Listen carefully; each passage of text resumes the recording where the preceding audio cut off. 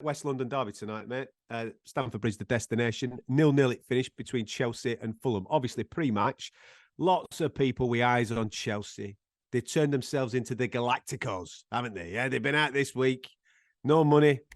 Doesn't matter. Doesn't matter. Yeah. It doesn't matter how much money that somebody's going to cost. The Galacticos or the Galactinos.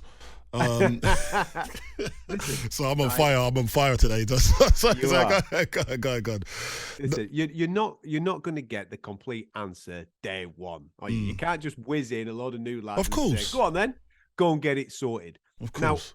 Now, signings to one side, and we'll come to the signings in a minute, mate.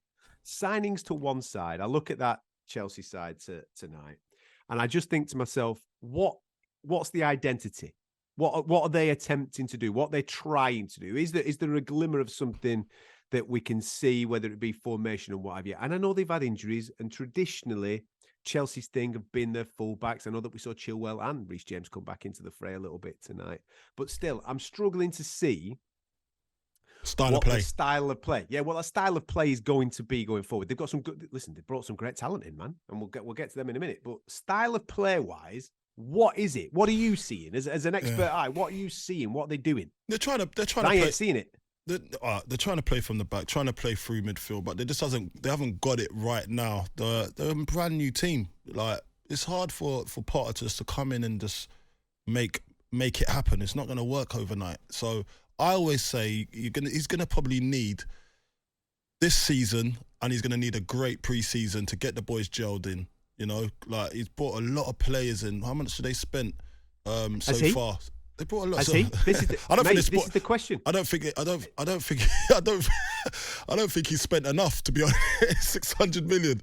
But but the question that I'm throwing your way, mate. Is it him? Is it him? Like, when you are. You get different definitions of, like, the person that's in charge of the football club. He's coaching them. He's been brought in to coach them. Yeah, that's what I mean. Yeah, he's been brought in as head coach. Yeah, but is he having a say in the personnel that is coming in? Because it doesn't feel like that. It feels like the main man, Todd Bowley, is just going, there you go, mate. There's a lot of players. Go and get on with that. I don't know. Has he got a sporting director yet? Or is he the sporting director and sporting director as well? I'm not sure. Where's the direction of the club? What type of players are you supposed to bring in, or are you just doing a pick and mix? These are the questions that need to be asked. He's definitely put his hand in his pocket, and you can't deny that. But what type of players are they buying that plays Potter's style of football? And then if you're going to do that, Potter has to be involved in the not the negotiations, but in the selection of the sort of player that he wants. Is he involved in it? I'm not sure. I don't know how the dynamics work over there, but I would like to say that Potter, if anything gets chucked at him, and any player gets chucked at him, and he has to go and manage them, he's going to need longer than what the average manager is going to need, because these are brand new players. He's got to gel them. They're different. You got different personalities in that change room that don't know each other, most of them. So he's got to get them gelled together. But you look at it as well. Then you look at Steve Cooper down at Nottingham Forest. I feel with what he's done over there, and the way he's got them playing now, he's done a brilliant job. Do you know what I mean? And you're going to have to. You can see that the players are playing for him. So that's what Steve Potter's going to have to He's going to have to galvanise that team this season and make them buy into his personality first, and then you'll start seeing, and when the dust settles, so after obviously the window's down now, so another month I'd say, then he'd probably get into them a little bit more, get to know their personalities, they're getting to know him, and then hopefully that will help for next season.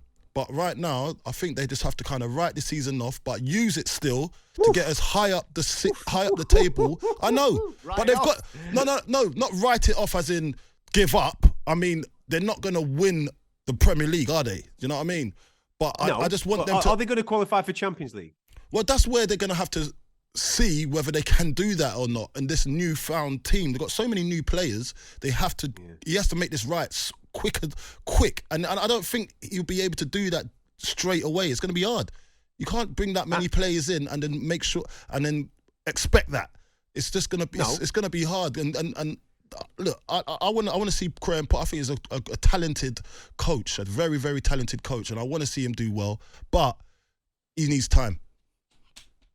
Yeah, mate, I completely agree with you. 323 million quid is a lot of money.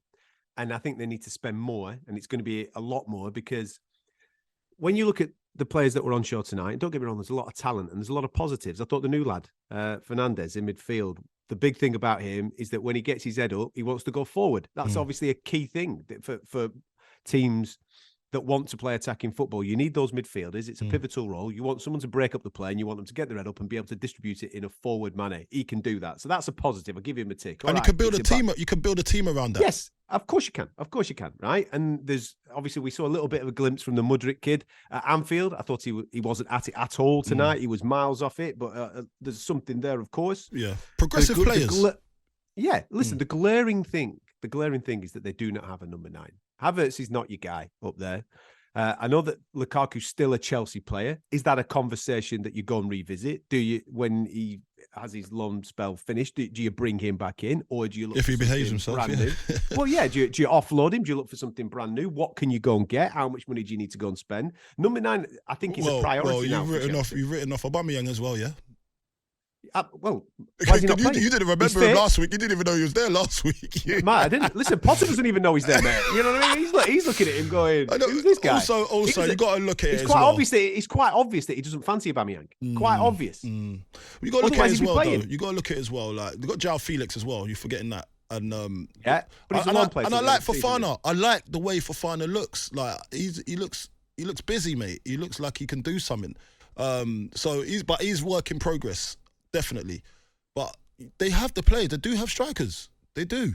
But it's just how they're being utilised. And is it going to be geared up for that one guy? I think João Felix is that guy. He is that guy, isn't he? Don't you think? Mate, in the game that he got sent off, obviously he's only played a bit part so far. He looked very good. Yeah. He did look very good. Yeah. So, it's just unfortunate he got sent off. So I think they're gearing up for him to come back, definitely.